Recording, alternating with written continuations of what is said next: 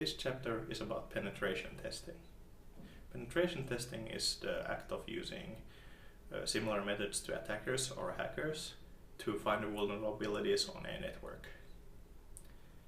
A penetration test often requires a contract between a business and the penetration testers to scope out what needs to be penetration tested, when are the proper times to do it, and what isn't allowed to be done. This can sometimes become problematic in actually making a proper penetration test. Also, information leaked about the penetration test to the staff can make it harder because they will be prepared.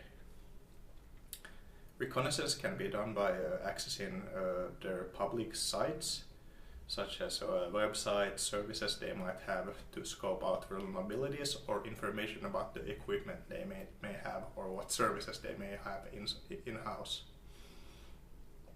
Reverse DNS and DNS lookups can be used to find information about their IP address spaces or their domains, while IP and port scans can be done from the WAN side to detect IPs on their network or possible services running on their network.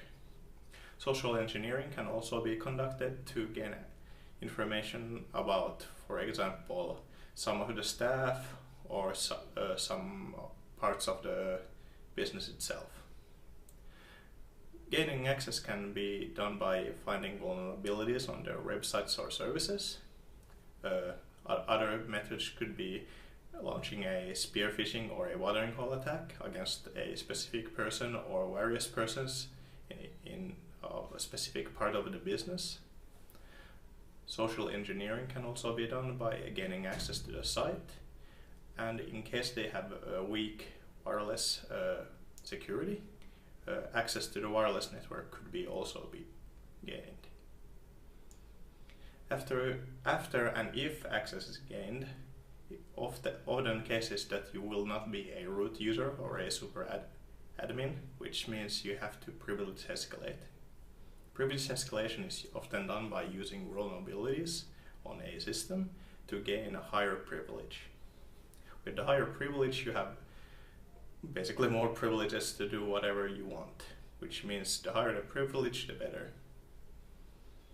After you have gained a root user or a super admin, or whatever the highest privilege on that system is, you can start looting information such as files, information, start dumping the passwords and try to use it on the other systems and see if you can start propagating.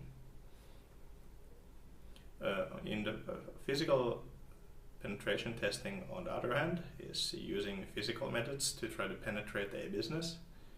Reconnaissance can be done by scoping out any attack vectors on the business that can be done, also as well as on any of the staff members. Even dumpster diving is an option. Dumpster diving is going through the trash for possible credentials or information about the firm. Gaining access to the business could be done by either masquerading as a, let's say, security guard or a cleaner, while you could also gain access to, for example, keys by either finding a picture of a key, such as like a regular key, and just do the keying for your own key, or if they use RFID keys, you could scan and clone your own RFID key and gain access to the site. Devices you could use in social engineering also is a Dropbox, which is basically a miniature computer that is just connected to the electric grid and the network, the IP network, which then can be accessed via VPN, or a Rubber Ducky, which is basically looks like a thumb drive but works as a basically a macro writer. You can script it to write out whatever you want, which can then basically script a program on a computer. At the end of a penetration test, the report should be given in. What methods were used to gain access to the business should be should be apparent in the report, and what was accessed, and what information was stolen from the business.